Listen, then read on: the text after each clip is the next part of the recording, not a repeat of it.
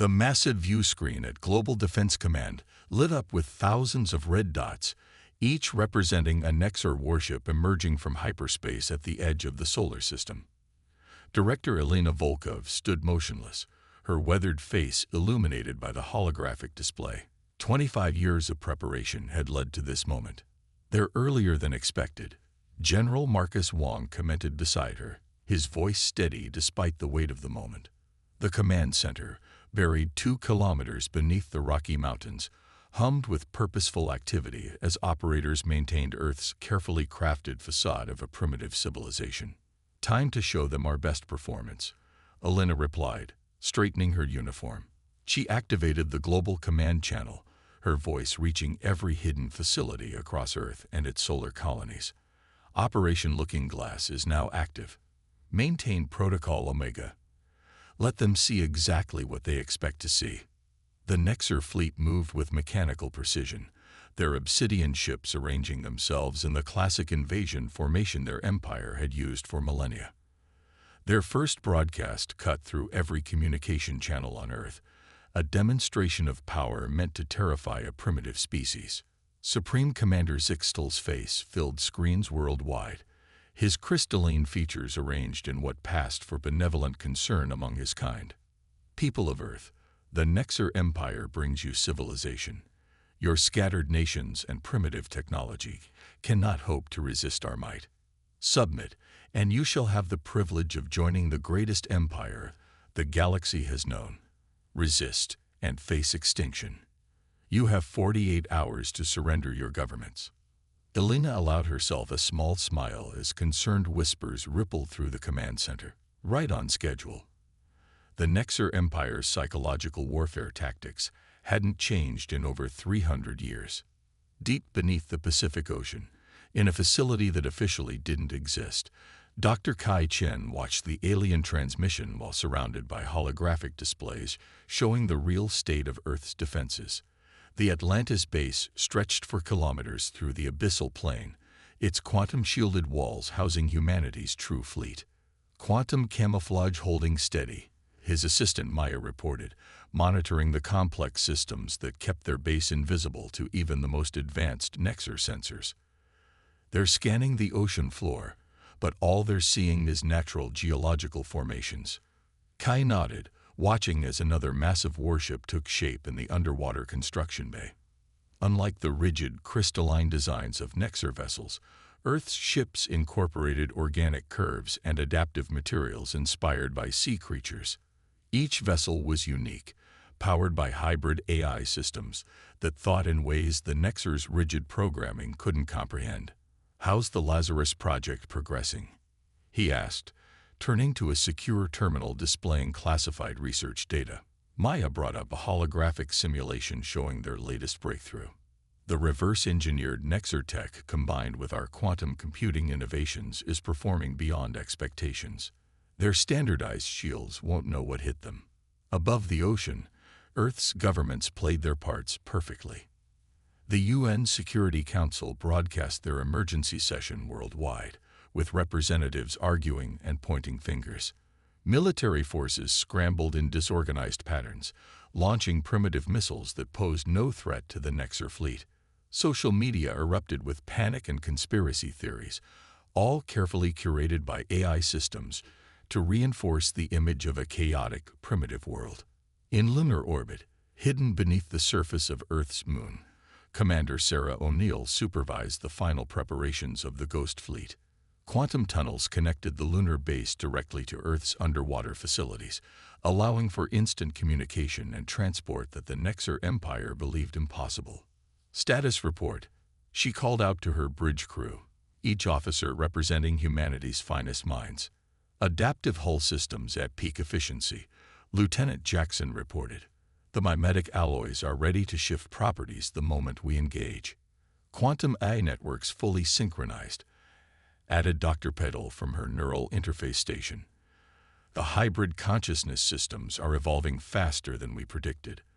They're already developing counter-strategies to Nexar combat algorithms we haven't even seen yet." Sarah studied the tactical display showing the Nexar fleet's positioning. Their ships moved like pieces on a chessboard. following tactical doctrines laid down centuries ago. The Empire's greatest weakness was their certainty. Certainty in their superiority, certainty in their understanding of physics, certainty that they knew every possible way a space battle could unfold. They had no idea that humans had discovered principles of quantum mechanics that their empire had overlooked, too focused on their established technologies to explore new possibilities. The crashed Nexer scout ship found in Antarctica 25 years ago hadn't just given humanity access to advanced technology. It had shown them the blind spots in Nexer science. Alina's voice came through the quantum link. Impossible for the Nexer to detect or intercept. Ghost Fleet, maintain position behind the lunar shadow. The Empire's arrogance is our greatest ally. Let them think their sensors can see everything worth seeing. In the Atlantic underwater base, Chief Engineer Dr. Isabella Martinez made final adjustments to the quantum torpedo launchers. The weapons represented humanity's greatest technological leap, projectiles that existed in multiple quantum states simultaneously, capable of passing straight through Nexer shields by taking paths through dimensional space their enemies couldn't perceive. "They're scanning the Atlantic now," her systems officer reported, "reading only standard ocean floor topography." "Perfect," Isabella replied, watching as the massive doors of the launch bay opened, the water held back by electromagnetic fields. Another vessel emerged from the construction facility, its biomimetic hull rippling like the skin of a giant squid. Let them scan all they want. Sometimes the best place to hide is right in plain sight. As the 48-hour deadline approached, humanity's hidden forces moved into their final positions. The Nexer fleet maintained their intimidating formation, their sensors sweeping Earth repeatedly, finding exactly what they expected: a primitive world struggling to comprehend the power arrayed against them. In the Rocky Mountain Command Center, Alina received the final confirmation signals from Earth's true military leadership. Every hidden base was ready. Every quantum-shielded vessel was in position. Every hybrid AI system was primed for combat. "Send the response," she ordered. The message transmitted to the Nexer fleet was everything they expected: a desperate plea for more time, filled with the political squabbling and fear they had seen on 100 other primitive worlds. Supreme Commander Zixtal's reply was predictable, demanding immediate surrender. Alina switched to the Quantum Command channel. "All forces, synchronize countdown. Humanity has spent 25 years preparing for this moment. The Nexer Empire thinks they're about to accept our surrender. Instead, they're about to learn why you should never judge a species by its surface appearance." She looked up at the massive view screen, where the Nexer fleet waited in their perfect formation, blind to the forces gathering around them. In 24 hours, Operation Looking Glass ends, and Operation Shattered Mirror begins. Let's show the galaxy what humanity can really do. Supreme Commander Zixtal watched Earth's pathetic attempts at defense with growing satisfaction. Another primitive world that would soon join the glory of the Nexer Empire. His crystalline features shifted into the expression his species used for amusement as he observed the humans' crude satellites attempting to track his fleet. "Analysis complete, Supreme Commander," his tactical officer reported. "Their most advanced weapons are chemical-propelled missiles with nuclear warheads. Primitive fission devices that cannot penetrate even our lightest shields." What the Empire's sensors couldn't detect was the quantum-linked observation post watching their every move. Dr. Maya Santos smiled as she monitored the Nexer's tactical communications from her station in the Mariana Trench facility. Their enemy's overconfidence was almost too perfect to believe. "They're proceeding exactly as the psychological models predicted," she reported to Director Volkov through their secure quantum channel. "They're so convinced of their superiority that they're not even maintaining proper combat readiness." The massive underwater facility hummed with controlled energy as Earth's real fleet made final preparations. In the central testing chamber, Dr. Kai Chen supervised the last calibrations of the quantum phase drives. The technology represented humanity's greatest breakthrough: the ability to shift entire warships partially out of normal spacetime, making them virtually impossible to detect or damage with conventional weapons. Quantum coherence at maximum stability, his assistant reported. The AI optimization algorithms have improved efficiency by another 12%. Kai nodded, watching the test vessel shimmer as it shifted between quantum states. The Nexer Empire's rigid adherence to their established technology had left them blind to whole branches of physics. They had mastered manipulation of normal space, but never thought to look beyond it. In lunar orbit, Commander Sarah O'Neill's Ghost Fleet maintained their position in the Moon's radar shadow. Her ship's biomimetic hulls absorbed all electromagnetic radiation, while quantum entanglement allowed instantaneous communication without detectable signals. Status report, she called out, watching the tactical display showing the Nexer fleet's predictable patrol patterns. All ships report ready, Lieutenant Jackson responded. Hybrid eye combat systems are fully synchronized. The quantum torpedoes are primed and locked in multiple probability states. Sarah studied the Nexer formations with practiced eyes. Their ships moved in precise, geometric patterns, following tactical doctrines that hadn't changed in centuries. Every maneuver was a display of power meant to intimidate, and every display revealed more about their blind spots. Back on Earth, the carefully orchestrated show of primitive desperation continued. The United Nations broadcast emergency sessions showing world leaders arguing about surrender terms. Military units around the globe engaged in obvious but ineffective preparations for resistance. Social media flooded with panic and conspiracy theories, all carefully crafted by Earth's AI systems to reinforce the Nexer's expectations. In the Atlantic Command Center, Chief Engineer Isabella Martinez completed the final modifications to the quantum communication network. The system utilized principles of quantum entanglement that the Nexer believed impossible to control on a large scale. Their certainty in the limitations of quantum mechanics had prevented them from even theorizing what humanity had achieved. Quantum coherence field expanding as planned, she reported to Director Volkov. When we trigger the phase shift, they won't know what hit them. Elena Volkov stood in the Rocky Mountain Command Center, watching the countdown to humanity's moment of revelation. 25 years of preparation, of hiding their true capabilities, of letting the galaxy think Earth was just another primitive world ripe for conquest. The Nexer Empire had conquered hundreds of worlds using the same tactics, and that predictability would be their downfall. All commands, final status report, she broadcast through the quantum network. Atlantis base ready. Quantum fleet prepared for emergence. Pacific defense grid online. Gravitational masking fields at full power. Lunar ghost fleet in position. Combat AI systems primed. Solar observation post confirms optimal conditions approaching. Magnetic interference will peak in 15 hours. Elena allowed herself a tight smile. The Empire's sensors would be at their weakest just as Earth's forces struck. Begin final phase of Operation Looking Glass. Show them exactly what they expect to see. A primitive world on the brink of surrender. Across the globe, Earth's visible military forces began standing down. Missile silos powered down their launch systems. Submarines surfaced and headed back to port. Fighter squadrons returned to their bases. To the Nexer's watching eyes, it was the familiar sight of a defeated species accepting the inevitable. Supreme Commander Zixtal received the reports with satisfaction. Another efficient conquest for the Empire. Prepare the occupation fleet for deployment once their surrender is confirmed. In the quantum-shielded depths of the Mariana facility, Dr. Chen made the final adjustments to the phase drive synchronization. The technology would allow Earth's entire fleet to shift simultaneously, emerging from their hidden bases in perfect coordination. The Nexer Empire was about to learn that humanity's greatest advantage was being underestimated.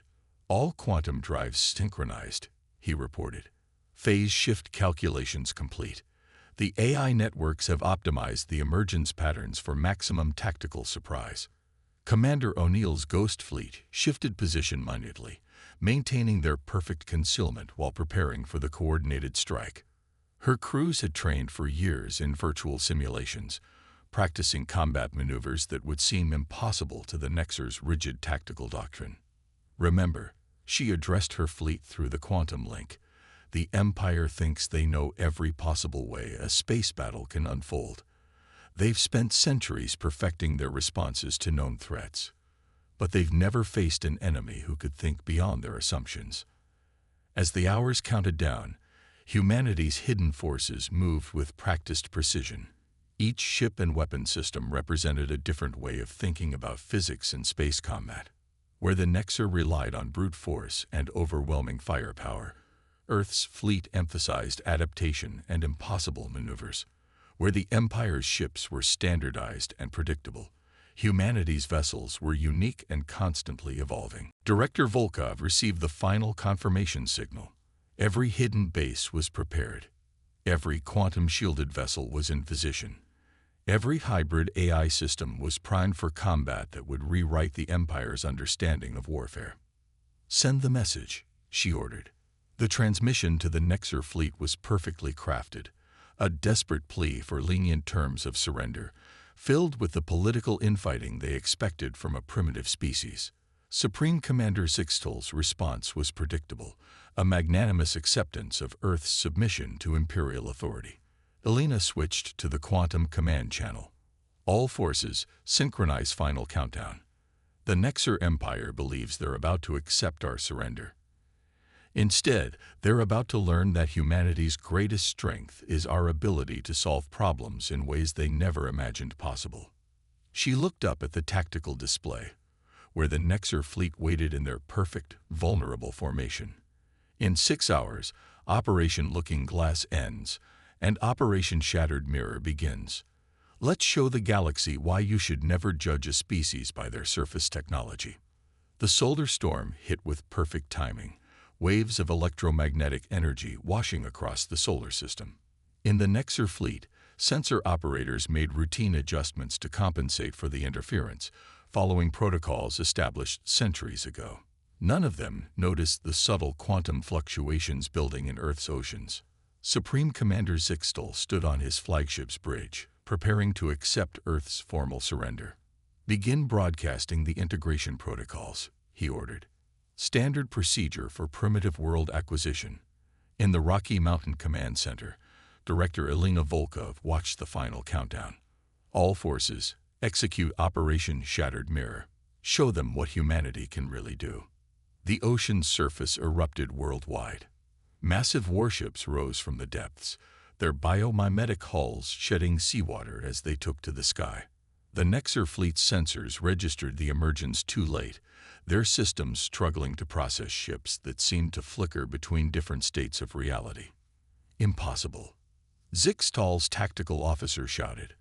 "Their technology level cannot support." The officer's words cut off as quantum torpedoes materialized inside the shields of 3 Nexer cruisers. The weapons existed in multiple probability states simultaneously, bypassing defenses designed to stop objects moving through normal space. The massive ships shattered, their crystalline hulls breaking apart in ways their designers had never imagined possible. Commander Sarah O'Neill's Ghost Fleet emerged from the moon's shadow, their hulls absorbing all sensor scans while their hybrid AI systems calculated attack vectors that defied conventional physics. "All ships, execute attack pattern Prometheus," she ordered. "Show them what adaptive warfare looks like." The Ghost Fleet moved like living creatures, their formations fluid and unpredictable. Nexer targeting systems couldn't lock onto vessels that seemed to exist in multiple places at once. Traditional combat doctrine fell apart in the face of an enemy that didn't follow any of the rules they'd relied on for centuries. In the Mariana facility, Dr. Kai Chen monitored the quantum phase network as Earth's forces revealed their true capabilities. "Phase synchronization holding steady," he reported. "The AI networks are adapting faster than predicted. They're already developing countermeasures to Nexer combat techniques we haven't even seen yet." The Nexer fleet's perfect formation dissolved into chaos. Their rigid tactical algorithms couldn't handle ships that seemed to ignore the laws of physics. Quantum torpedoes passed through their strongest shields as if they didn't exist. Enemy vessels appeared to be in multiple places simultaneously, making conventional targeting impossible. "This cannot be happening." Zixtal raged as another battle group disappeared in quantum fire. They're primitives. We saw their technology level. Multiple new contacts. His sensor officer shouted, emerging from Earth's moon, from Mars' orbit, from the asteroid belt. They're everywhere. Earth's hidden forces struck from every direction, using technologies the Empire had never imagined possible. Hybrid AI systems adapted faster than the Nexer's rigid programming could respond. Biomimetic hulls changed properties mid-battle, rendering enemy weapons ineffective. Quantum phase drives allowed ships to partially exist in other dimensions, making them nearly impossible to hit. Chief Engineer Isabella Martinez coordinated the quantum communication network from the Atlantic base, ensuring Earth's forces maintained perfect synchronization. The Empire's fleet is fragmenting, she reported. Their command and control systems can't handle attacks coming from multiple quantum states. The Nexer Empire had spent centuries perfecting their technology, refining the same principles into increasingly powerful forms. But they'd never encountered a species that looked at physics from completely different angles. Humanity hadn't tried to match the Empire's brute force approach. They'd found ways around it entirely. All ships pressed the advantage. Commander O'Neill ordered as her Ghost Fleet tore through the enemy's disorganized formations. Don't give them time to adapt. Keep hitting them with things their combat doctrine says are impossible. Dr. Maya Santos monitored the quantum sensor network, tracking the battle across multiple phases of reality. The Empire's ships are falling back to secondary positions, she reported. But they're maintaining traditional defensive formations. They still haven't figured out those formations are worse than useless against our quantum weapons. Supreme Commander Zixtal watched in horror as his fleet disintegrated. These humans weren't just more advanced than they'd appeared. They were using principles of physics his empire had never even theorized. Every tactic and technology that had guaranteed Nexer's superiority for centuries meant nothing against an enemy that could simply step around their defenses through quantum space. All ships, full retreat, he ordered. Fall back tow. His words cut off as quantum torpedoes materialized inside his flagship's bridge. The massive vessel shattered, its crystalline structure breaking apart as reality itself seemed to twist around it. The enemy flagship is destroyed, Lieutenant Jackson reported from the Ghost Fleet's lead vessel. Their command and control network is collapsing. Without their rigid hierarchy and standardized combat protocols, the remaining Nexer ships fell into complete disarray. Some attempted to retreat, their engines pushing to maximum power.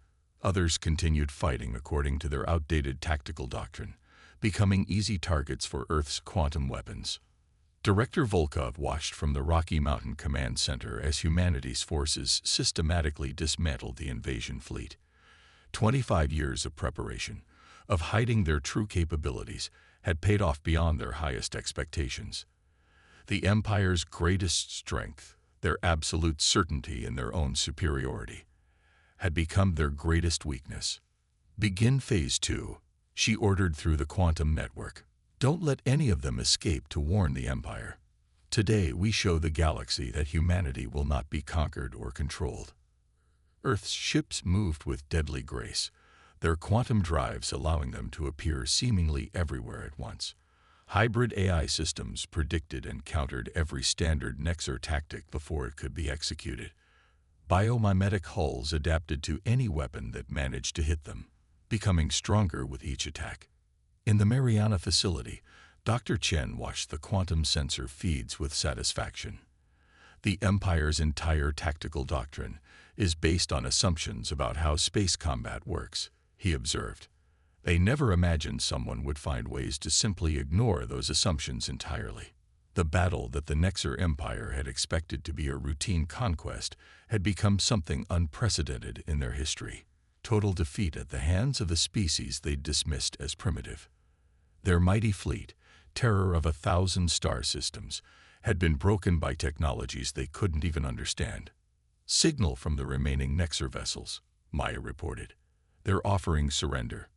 Their universal translator is having trouble expressing concepts like completely impossible and violation of known physics. Elena Volkov allowed herself a small smile. Accept their surrender.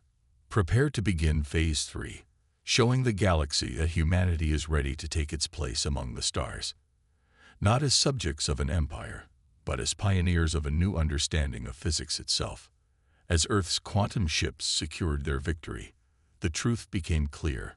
Humanity's greatest weapon hadn't been their advanced technology. It had been their ability to think beyond established limitations, to question assumptions, and to find entirely new ways to solve problems.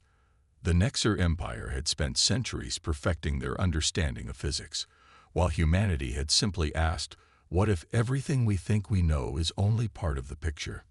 The quantum sensors detected the Nexar Empire's reinforcement fleet 3 days after Earth's victory. Twice the size of the first invasion force, they emerged from hyperspace expecting to support a routine conquest. Instead, they found the debris of their greatest warships scattered across Earth's orbit. Director Elena Volkov studied the tactical display in the Rocky Mountain Command Center. Status of the captured Nexar vessels. Their crews are cooperating, Dr. Maya Santos reported. Our quantum technology has completely shattered their worldview. Several of their scientists have requested asylum, claiming the Empire's rigid doctrine has held back their understanding of physics for centuries. Deploy the Ghost Fleet, Elena ordered. Show them what a prepared humanity can really do. Commander Sarah O'Neill's forces materialized around the Nexar reinforcements, emerging from quantum space in a perfect sphere of overwhelming force. The biomimetic hulls of Earth's ships rippled with deadly purpose, their hybrid AI systems already predicting and countering standard Imperial tactics. Attention Nexar Fleet, Sarah broadcast on all frequencies. Your invasion force has been destroyed by technologies your empire believed impossible. Surrender now, or witness those same technologies unleashed at full capacity. In the Mariana facility, Dr. Kai Chen monitored the quantum phase network as Earth's forces demonstrated their true capabilities. The Nexar reinforcements hung motionless in space, their rigid command structure paralyzed by a situation their tactical doctrine had never considered. Their sensor systems are in chaos, Kai reported. They can't process ships existing in multiple quantum states simultaneously. Their entire understanding of physics is breaking down in real time. The Nexar fleet's commander, High Admiral Vextor, watched in disbelief as his sensors showed human vessels that seemed to ignore fundamental laws of reality. Impossible, he whispered. The Empire's Science Council declared quantum manipulation at this scale could never be achieved. Incoming transmission from the human fleet, his communications officer reported, voice shaking. They're offering to demonstrate their quantum phase technology on our flagship's shield system. Before Vextor could respond, a single quantum torpedo materialized inside his vessel's strongest barriers. The warhead didn't detonate. It simply existed as a message, proving that humanity could strike anywhere, at any time, through defenses the Empire had believed impenetrable. The reinforcement fleet is standing down, Lieutenant Jackson reported from the Ghost Fleet's command ship. Their tactical systems are completely overwhelmed. They've never encountered an enemy that could simply ignore their defenses. Chief Engineer Isabella Martinez coordinated with the Quantum Communication Network, ensuring every human ship maintained perfect synchronization. The Empire's entire military doctrine is based on overwhelming force, she observed. They never considered that someone might find ways to make force irrelevant. In the weeks that followed, humanity's true power became clear to the galaxy. Earth's quantum technology didn't just match the Empire's conventional weapons, it rendered them obsolete. The ability to manipulate quantum states had opened doors the Nexar's rigid scientific doctrine had declared impossible. Begin Phase 4, Elena ordered as Earth's fleet secured the surrender of the reinforcements. It's time to show the Empire why they should have looked deeper into the physics they thought they understood completely. The Ghost Fleet moved out into the galaxy, their quantum drives allowing them to strike anywhere in Imperial space. Human vessels appeared inside supposedly secure military bases, Quantum torpedoes materialize within classified research facilities, and hybrid AI systems systematically dismantle the Empire's defense networks. Dr. Maya Santos monitored the quantum sensor feeds as reports flooded in from across Nexar space. Their entire military structure is collapsing, she reported. They can't defend against ships that can simply step around their strongest defenses through quantum space. The Empire's response was predictable. They deploy their largest fleet, believing that enough conventional firepower could overcome any technological advantage. They never understood that humanity wasn't fighting the same kind of war. Earth's forces didn't need to destroy the Imperial fleet. They simply needed to demonstrate its irrelevance. Deploy the quantum phase net, Commander O'Neill ordered as the Empire's massive Armada approached Earth. The device was humanity's ultimate demonstration of their mastery over quantum mechanics, a field that could selectively phase matter between different states of reality. The Imperial fleet found itself trapped in a region where their weapons simply ceased to exist, their energy emissions shifting into quantum states their technology couldn't access. Humanity had turned their understanding of physics itself into the ultimate defense. The Empire's War Council is requesting emergency communication, Maya reported. Their universal translators are struggling to convey concepts like completely rewriting our understanding of reality, and physics doesn't work the way we thought it did. In the Mariana facility, Dr. Chen watched as the quantum sensor network tracked the Empire's collapse. They spent so long believing they had mastered physics, he observed. They never imagined that their mastery only covered a fraction of what was possible. The war that the Nexar Empire had expected to be a routine conquest had become something unprecedented, the complete obsolescence of their military power. Their mighty fleets, terror of 1,000 star systems, had been rendered irrelevant by technologies they couldn't even comprehend. Signal from the Imperial capital, Lieutenant Jackson reported. They're requesting unconditional peace talks. Their leadership is specifically asking about the possibility of scientific and technological exchange. Elena Volkov allowed herself a moment of satisfaction. Humanity had done more than defend itself. It had forced one of the galaxy's oldest empires to confront the limitations of their own certainty. The age of Nexar domination was over, replaced by the dawn of a new era where humanity's innovative thinking would help reshape the galaxy's understanding of physics itself. Accept their request for peace talks, she ordered.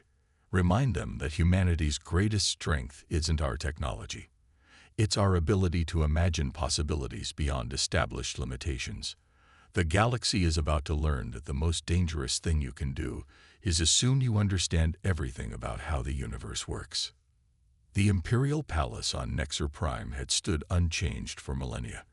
Its crystalline spires a testament to the Empire's belief in their own perfection. Now, as humanity's diplomatic vessel approached in full view of the galaxy's assembled representatives, those same spires reflected the biomimetic hull of Earth's ship, a living reminder that the universe held more possibilities than the Empire had ever imagined. Director Elena Volkov stood on the bridge, watching the palace grow larger in the view screen. Status of the quantum field. Stable and synchronized, Dr. Maya Santos replied from her station. The Empire's sensors are going crazy trying to understand how we're simultaneously in normal space and slightly phase-shifted. Their entire understanding of physics is being challenged just by our presence. The diplomatic mission was more than just peace talks. It was humanity's demonstration that true power came from innovation rather than domination. The quantum phase drive had revolutionized space travel, but it was humanity's willingness to share this technology that would reshape the galaxy. In the ship's quantum research lab, Dr. Kai Chen prepared the technical documentation they would present to the Empire's Science Council. Their scientists are already beginning to understand, he reported. The quantum principles we discovered aren't just weapons. They're the key to technologies the Empire never thought possible. The Imperial throne room was packed with representatives from across the galaxy, all gathered to witness the formal end of Nexar domination.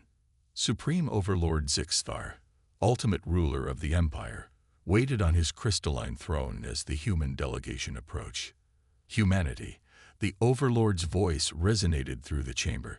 You have demonstrated power beyond anything our empire believed possible. You could have used this power to destroy us, to become the new conquerors of the galaxy.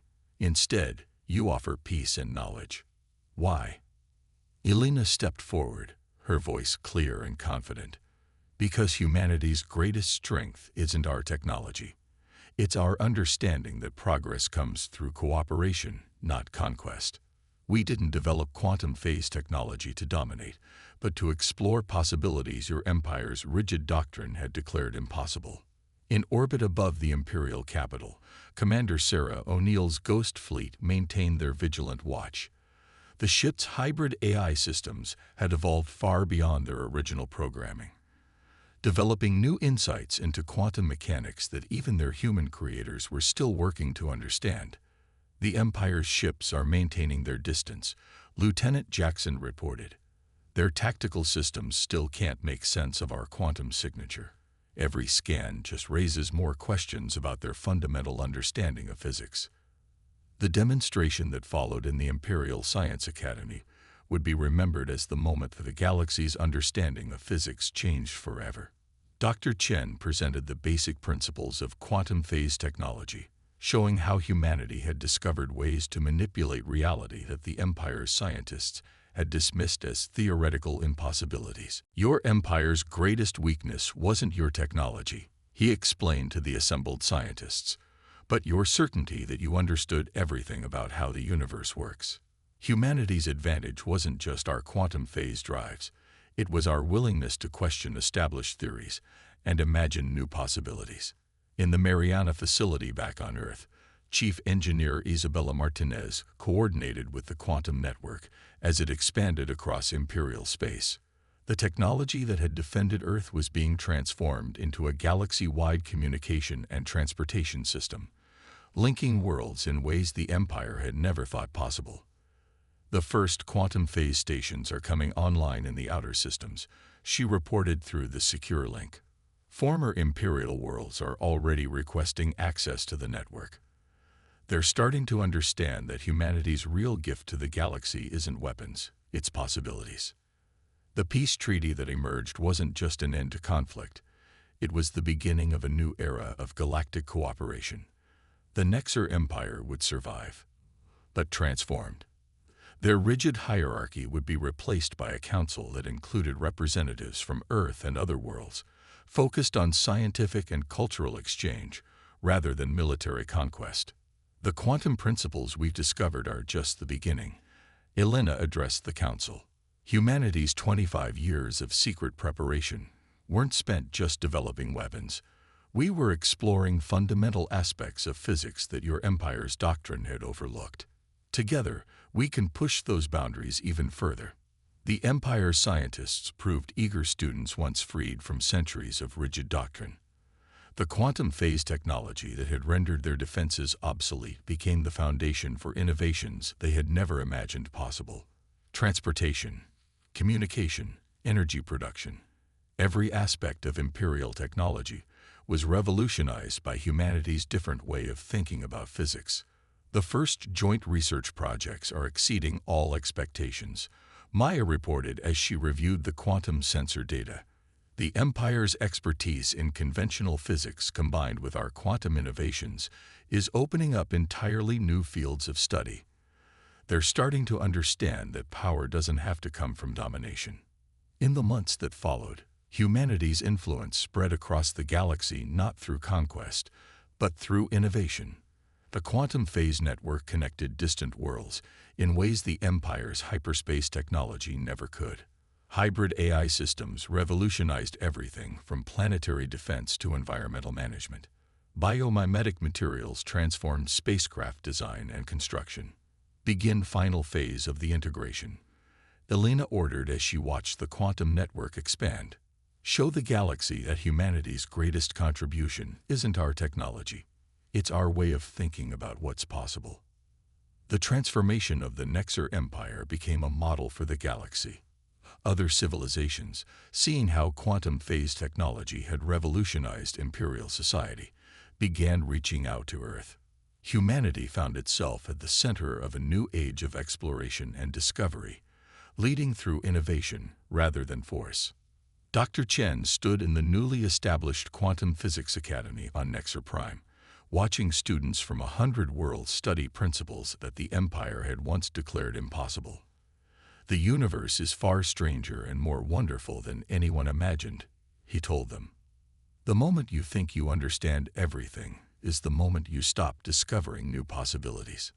The war that had begun with an attempted conquest had ended with something unprecedented: the peaceful transformation of one of the galaxy's oldest empires.